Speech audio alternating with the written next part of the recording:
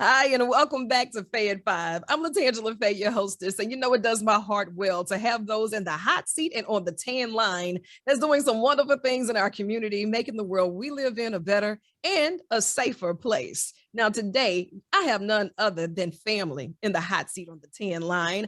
Our Constable, Terrica Williams. How are you?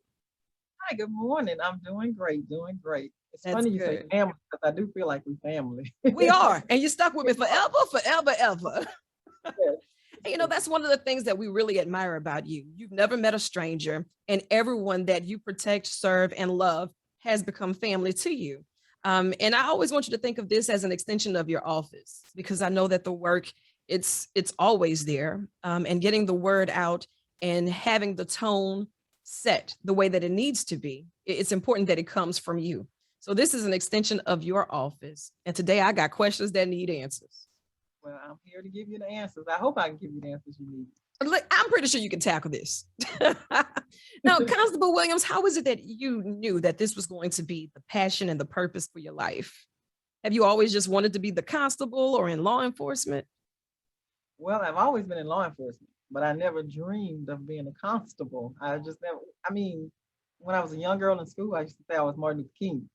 So I always knew I'd be a leader, Right. but just I'd be the first female, the first African American female to lead an agency as the city constable.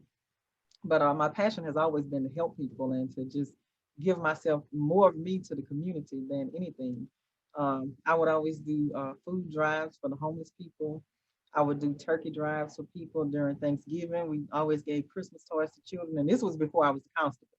Right. So once I became the constable, it helped me to use my platform as the constable to be able to do more of what I like to do. Yeah, and I love that. I always encourage people to be responsible with their platforms, because this is something that God has granted us. And He is indeed going to ask us, what did you do with what you had while I lent it to you? So hey, I'm going to have to feel all right about that answer when the time comes. And I know that's exactly how you are. And you lead by example. And we see and feel that from your team. Now, I know that you said being the first female to hold this position, to be the youngest to hold this position, to be the first female African American to hold this position. I mean, of course, all of those are to be applauded, but the stress that comes along with it, right? Mhm. Because there is definitely a different set of eyes on you, a different set of expectancy that is on you. And I know that sometimes you have to feel it, especially when you're making those tougher decisions. Do you feel as if there's an additional level of stress because of you being the first in this position? Yes, I think it was Tupac had a song, All Eyes on Me. Yes. All eyes on me. Everything I do is like I have to do, which no matter what, if anybody's watching me or not, I'm still gonna do the right thing. And I do what God has chosen me to do. I try to live by God's word more importantly than anything, God's word. Yeah. And his word tells us to love one another, treat each other right, treat your family, your friends, your neighbors the way you want to be treated. So Yeah. I do know that it's a bit stressful because if I cross the street the wrong way, somebody say, "Oh, look how she crossed the street," or Mhm. just anything I do. So I have to do things decent and in order, which Yeah. that's just who I am, a person about decent and in order. Even with my workers, I hold my workers to a higher standard because what they do is a reflection of me. And if they're out there not doing what they should be doing, it looks like the constable not doing what she should be doing. Right. So I hold them at a higher level to know, do the right thing. Just be nice to people, treat people right, have situations whereas you have to think through the situation before you react to a situation. So that way you don't do anything to embarrass yourself and you don't do anything to embarrass me because I'm about my community and I'm about doing what's right for the people. And that's comforting to know, especially from our leaders, to know that you have a team and picking that right team, and even sometimes inheriting a team. But you have to set the tone and you have to lead by example. Do you ever find that it's difficult to set that tone, to maintain it, and to have some type of accountability between the partners and the community? No, it's not difficult for me because this is what I'm used to doing. Before I became the constable, these are the things that I did. I worked with people in the community. I actually worked at the sheriff's office for, what I think about 15, 16 years before I became the constable. I was a deputy with East Baton Rouge Parish Sheriff's Office. Uh-huh. I worked in the public defender's office as an investigator. I was a bail bondsman for a short amount of time in Baton Rouge area. So I've worked on both sides. I've worked on the law enforcement side, and I've worked on the helping them get out of jail side. Yeah. So it's like it's easy for me to work with people and work with the community because this is something that I've always done. Yeah. And, it's good to have those who say, I've always wanted to do this. I've always done this. And I understand it because I've tried to work on every different level so I can understand it on all levels. It's not a cookie cutter type of position that you have. And, never a dull moment, especially, in the climate that we live.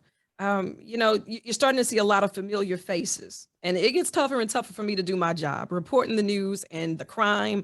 I either know who did it or who it happened to, and it's tougher.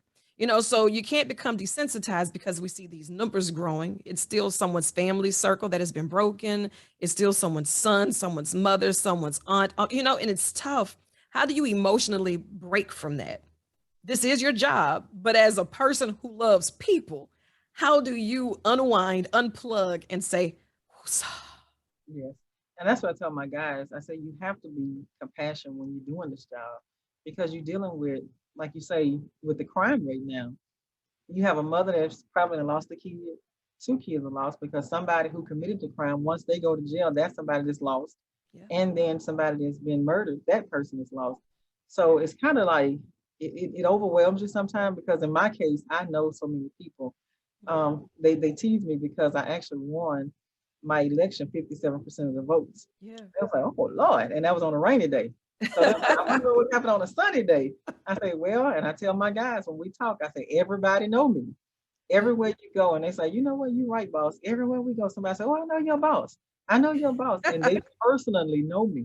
So Right. most times, the things that are going on in our community is somebody that I know.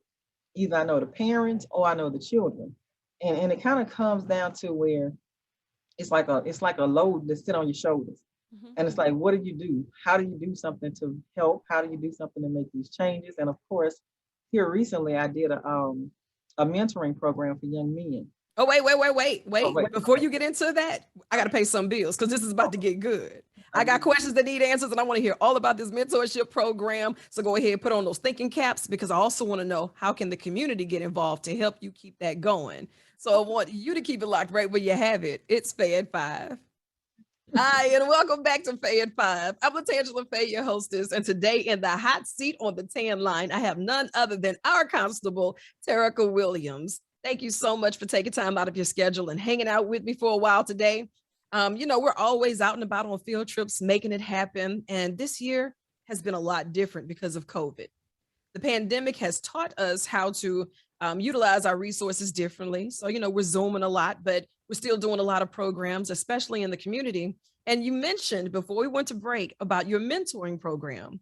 Tell me a little bit about it. Well, I'm sorry for jumping the gun too when I mentioned the program, but Oh, it's good. but what we did back in May, there was a killing. An 18-month-old baby was murdered. And the children that were involved, when I started listening to the news, and there was like a 14-year-old kid was involved, and a kid this age was involved. So, like we were talking earlier, when you start losing children, a parent has lost a baby, and then a 14-year-old child going to prison now. So now this mother has lost her child. Yeah. So I sit at home, and my guys be like, boss, don't do nothing else. Just stop thinking. Go to sleep at night. And I wake up in the middle of the night sometimes at 2 and 3 in the morning when normal people sleeping. Right. And I start thinking, what can I do? What can I do to help? So probably about 4 in the morning, I put this message out on social media. Of course, I love social media. That's my way. It works. Yeah, it works. Now trust me, that's how I won my campaign, progressive social media. So it Yep. works. I go on social media and I need young men ages 10 to 15. And people started responding, what you need, what you need, what you need. They didn't know what I needed, but in my mind, I need them because I need to help them. So I come to work the next morning. I tell my guys, they was like, boss, what did you do? Everybody calling the office. We getting the phones just ringing off the hook that they want to sign their kids up. No, you And started something. I started something.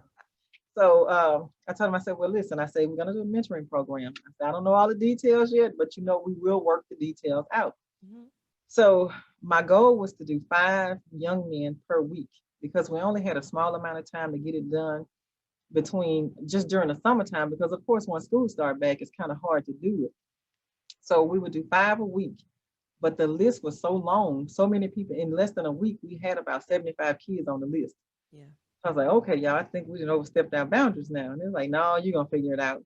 So we started doubling up, doing like 10 a week or 15 a week just to get all the kids in because I didn't want to turn anybody away. Right. And what we would do is they would come spend the day with the constables. Most of the times I'm here, most times leaders and bosses and elected officials don't have the time to spend with the kids. Mhm. But I made time to spend with these children because we losing our kids. We losing them all to the streets. Yeah. So my goal was to touch as many as I could. And my motto was, if we can save one, we've done something. Or if the 5 kids that come this week will take one thing back, and maybe one day later in life, they may find themselves in a situation that they can't get out of. But they'll think about, you know what, I remember the constable said this, or I remember, her chief deputy said this, or I remember the sergeant said this, or somebody who worked at my agency said something that will help that child later on in life. Yes, absolutely. And I applaud you all so much for that. Time is key, and we should never underestimate the power of our presence. Setting those platforms in motion by being accessible, because so many people in other areas are raising our kids. They're giving them that message. But little girls are seeing that they can now become a constable because of Constable Terrica Williams. Your chief deputies, when the community now sees them coming, they don't think of an eviction. They don't think of papers being served. They think of someone who cares, loves, protects, even when there's not a fire going on, and that's important, especially in our community when we've learned to fear law enforcement for so many reasons. Social media now can carry whatever message you give it. So I love the fact that you use a platform and people say, well, she needs these kids. We don't even care what she needs them for, because we know if she needs them for something, it has to be something great. That's the Yeah. relationship that we have with you. And I appreciate you and your team for that. I've seen you do sponsorships. I've seen not only give the sponsorships, but you show up at the events ready to roll. I'm like, how she beat the setup team here? Like, Like Lucy say, sleeves up. I'm putting the sleeves up, going to work because that's it. yes, it takes all of us to make this work. It's not just me. It's not just the sheriff, the chief of police, or the mayor of Baton Rouge. It takes all of us to make this work. And I'm thankful that I have a great working relationship with the mayor, the chief, Yes. the sheriff, all of the council members. I have a great relationship with all of them. So we're all able to work together. Even in my mentoring program, I would catch the mayor in the hallway. I say, look, come speak to my kids. So these kids had a chance to see. And she'd be like, I was on my way out, and yeah, come speak to my kids. And she just Right. come in and speak to the kids. So these are children who may never get a chance to meet the mayor. Yeah. And And they that's have, another first in the position, holding yeah, it down and representing. oh yes, and she does a great job. And I Yes. applaud her for what she does. And she make my job easy because, of course, the constable, I don't have a boss. I don't work for anybody. But the mayor and the council members control my budget, control certain things that go on with my agency. Hmm. And they make my job easy by doing the things that they do and allowing us to be who we are. That's a And blessing. oh yes, it's a tremendous, it's just a blessing, just a blessing Yeah. to have people to support you and see your vision. And we all have the same vision to help everybody. And it's about the community, it's about the people. The events we have several events coming up. Uh-huh. We do back to school events. We have a back to school event coming up soon. We have, like I say, Christmas toy giveaways. Yeah. We feed people. We do everything. We do a fan drive. We have a fan drive for our senior citizens, and it's called Yes. Fish Fry Fan Day. Oh no, Fish Fry Friday. That's it. Something With the fish like fry, the that. fans, and a Friday. All We that do it good all on stuff. a Friday. Yes. So my guys physically go out and fry the fish and prepare plates of food for our senior citizens.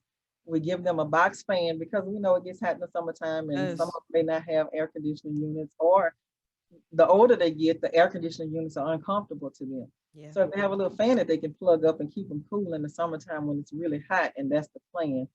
We work closely with Tasha Clark at the Council on Aging, and she makes sure the seniors show up and Yes. she donate fans. One year we was like, we had our fans and we looked up, she had a whole trailer coming in with, wait a minute. So Teamwork gonna make all the dreams work. making the dreams work. So we all about doing things and helping our community and giving back. And I feel good when I give back. Even my workers be like, man, when COVID first hit, we couldn't do anything. Yeah. And I'm like, I don't like this. I like to be moving. I like to be working. I was like, yeah, I know. And they want to do stuff. They was like, I like when we doing stuff. And I like working for you because we get to do a lot in the community. Yeah. So It's it's big. all about community. Yes. Yeah, and we are blessed to have you in a leadership role. You've always been in a leadership position, and God has acknowledged that, and work is just continuously going, and faith without works is dead.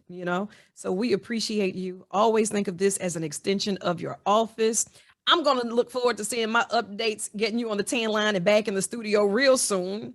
All right. So if we need to contact your office, how do we do that?